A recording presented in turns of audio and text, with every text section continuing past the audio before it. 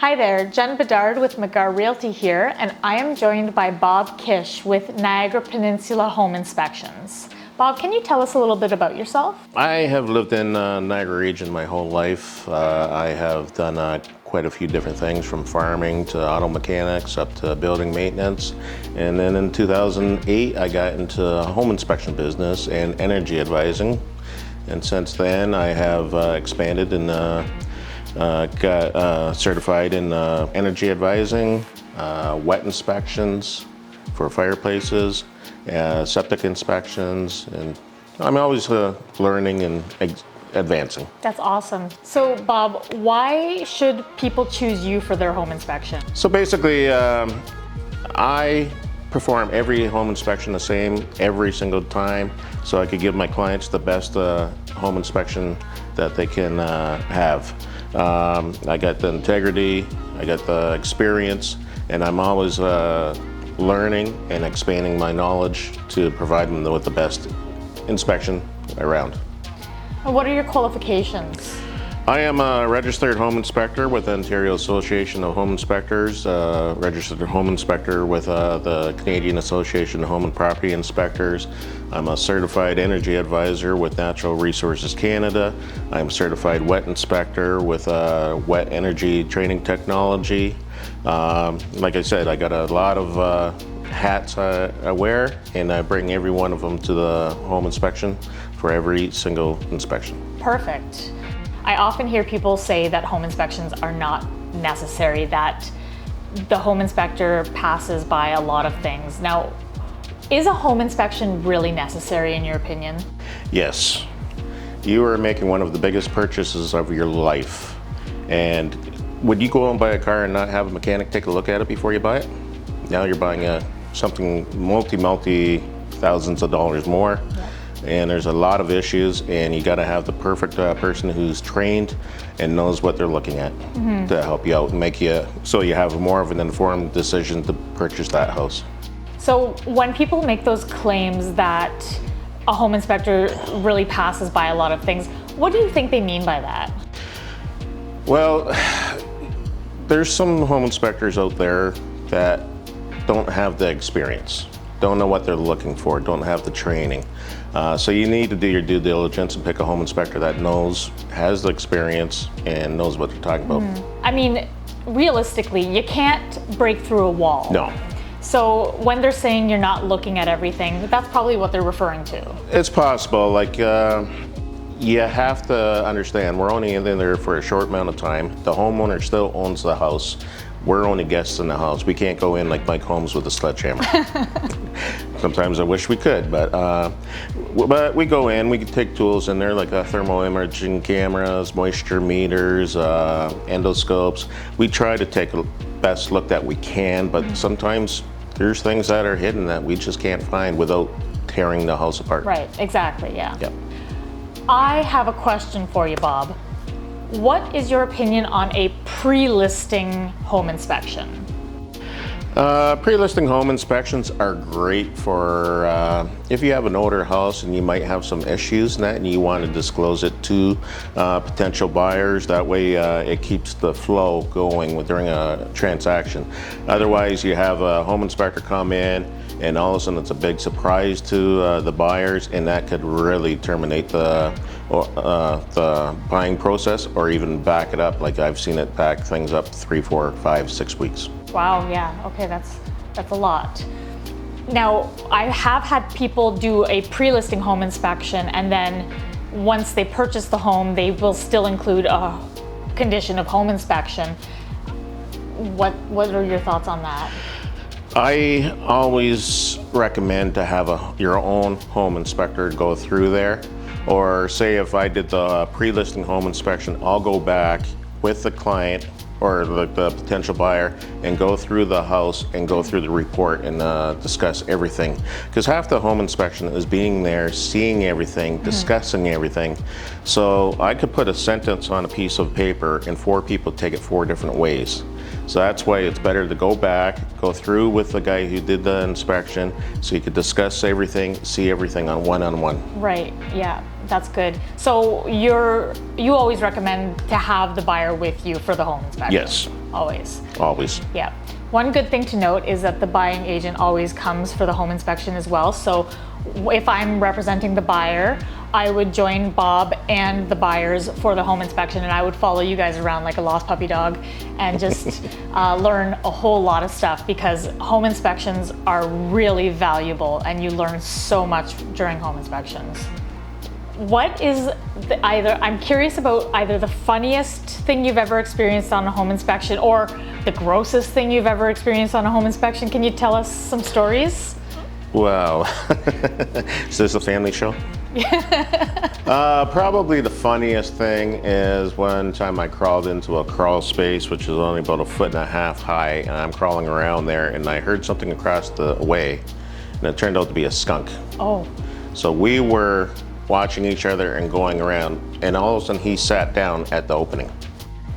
Oh, so you couldn't get out? I couldn't get out. I had to call my clients and tell them to get away from the opening and until the skunk actually moved. So he didn't spray or anything? Didn't spray. No? No, Okay. but no. That's, oh God, could you imagine if he had? So what about the grossest thing? There's some things I've seen that you don't even want to mention. I've seen some things. But I've been in the houses and that, and beautiful, beautiful houses. Then all of a sudden you go up in the attic and you found out there was a fire. And the whole attic was just charred, different things like that. I've seen rivers flowing through the basements, literally. They actually cut a hole in the wall to let this river flow through the basement out the other side because it was built on a hill. Oh, wow. Yeah. That's kind of cool, actually. I wish I had my fishing rod on that one. Yeah. But some of the grossest things, I've been in the houses where the nicotine was so thick that you're walking through, everything's brown and you're tasting it. Oh, yeah. Bad mold, hoarder situations. Hoarders, I've been in some hoarder houses. Yeah, where you can't move. And yeah, we could talk about this for hours and hours. Bob, when I walk into a house with clients, they often see cracks, they see sloped floors, and their brains turn to the worst case scenario. What are some things that you would say look scary but really aren't scary, and people should just kind of turn to the home inspector for the actual answer before drawing any conclusions? Well, first of all, I'd recommend them to ask me any questions. If you have any concern, tell me, and we'll discuss it. But sloping floors, now, if you go into a house that's 100 years old, you're going to find a floor that's sloped. Basement foundation cracks, they're going to be in every single house. It just depends how big they are, how they moved. There's so many different aspects of it, so you gotta know how to look at them, how to inspect them, if it's continuing, if it's an issue, or if it's just normal things. But definitely cracks in walls. Again, it's a house made out of wood, expansion, contraction. There are going to be some issues, so don't be afraid to ask your home inspector and clarify things. Yeah, because you're going to find something. Every house has something. And there's going to be minor issues and there's going to be major issues. Not every house has major issues. Every house has minor issues, though. So that's why an inspection is so important. What would you say some of the more major issues would be? Some of the major issues is, knob and tube wiring, which is the old 1920s or earlier wiring, asbestos, mold, structural issues where somebody's gone in and did some renovations and removed some structural components, which compromises the house. There's a little bit of a aspect in every single, like plumbing, electrical, structural, that you find issues with. Okay. And there's no such thing as a pass or a fail with a home inspection? No, I do not pass or fail an inspection. I don't give it a 7 out of 10 or an 8 out of 10. I'm handy, so my 8 could be your 3 or whatever. Exactly. So what an inspection is, I go through the house, we discuss things. I tell you the condition of the house at the time of inspection, and I educate you on the condition of the house. That way you're more educated, you got more knowledge on the house, so you can make an educated decision to purchase or not purchase. Bob, when I'm walking through a house with a client before a home inspection, what are some things that they should be looking at? What are some things we should be looking at? Well, usually when the client's walking through the house, they're looking at all the niceties and the carpeting or flooring, stuff like that. Should be looking at different things like the structural components of a house, foundation cracks, sloping in the ridge line of a roof, anything that looks out of the ordinary. Right, okay. So when people are looking through this house, they're looking at the decor and they're having a really hard time looking past the decor and past the staging. What are things that you're going to look at? I look at everything I can, except the decor. Except the decor. I could probably walk out of the house and not tell you what color the walls are. But I'm looking at the roof, the asphalt shingles, I'm looking at the structure, insulation levels throughout the house, the HVAC system, the electrical system, the plumbing system, everything. So like there's a lot to cover in a home inspection. Yeah. So what color the carpet is, I don't care. I'm looking at the major issues. When it comes to first-time home buyers, a lot of times they'll bring their parents along. Not only for showings, but sometimes they'll bring them for the home inspection. And parents tend to, especially the fathers I find, tend to have a lot of opinions. How do you deal with the parents? How do you kind of approach a situation where the buyers are bringing their parents in? Well, I try to involve everybody that comes into the situation. I try to educate everybody on the condition of the house. Usually about halfway through, the parents are already sitting on the couch and letting me do the work and all that. But you have to engage with everyone that's there. So we often find that we trust our parents. Like, who doesn't trust their parents to know what's best for them? But parents don't always know. Your dad might not understand that crack. Yes, it looks daunting, but it's not necessarily a bad crack. Yeah. And that's where the home inspection comes in. So yes, trust your parents, but not for everything. Who's involved and who comes to the home inspector? Yes, I'm gonna be there. Yes, the buyer's gonna be there. Yes, you're gonna be there. Who do you suggest not be at the home inspection? Definitely the seller or the selling agent. Okay. Because they're there to sell the house, they want to make it, and they get involved in it where we can't have our personal conversations. I've actually been kicked out of houses before. I would like to know more about that. I had one where we're going through a house and the guy built the house, he was a builder, and there was actually a hole from the garage into the basement where there was a freestanding hot water tank with a pilot light.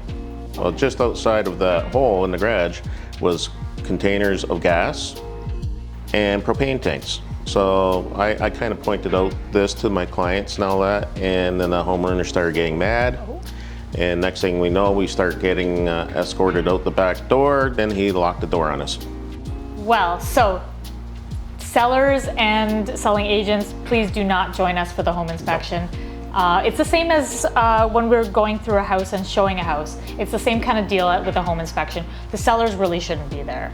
It really impedes our ability to have an open and honest discussion. Yes. And same thing with home inspections. You really need to be able to have that open dialogue with your clients, and so that they're informed to the best of their ability.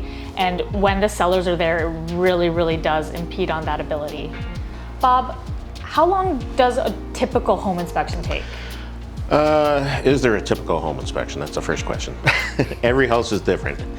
Every customer is different. So, but I would say about 3 hours would be a good time frame for an average size house. Okay. What are the next steps after the home inspection? Well, when my clients leave the house, if they've been there with me, they pretty well know what's going to be in the report, especially the major issues. The rest of the minor things, I call them the honey-do list, and that'll be in a report for them, but they'll get the report within 24 hours by email, usually the same day. I try to get to them, and I always tell them, give me a call if you have any questions, whether it's 6 hours, 6 days, or 6 years. If that report's theirs, they get to learn from it and use it for future. Okay. One of the reasons it's so important to be present for the home inspection is so that when you receive that inspection, that multi-page inspection, it's not overwhelming to you. And Bob will explain what the major issues are and if he recommends any repairs immediately. If there are any repairs that are suggested, that's where I come in and provide you with your options. One of the options that a buyer has if a major issue is found during the inspection is to request a reduction in the sale price so that the buyer can take care of the repairs after close. Another option would be to request that the seller take care of those repairs prior to close.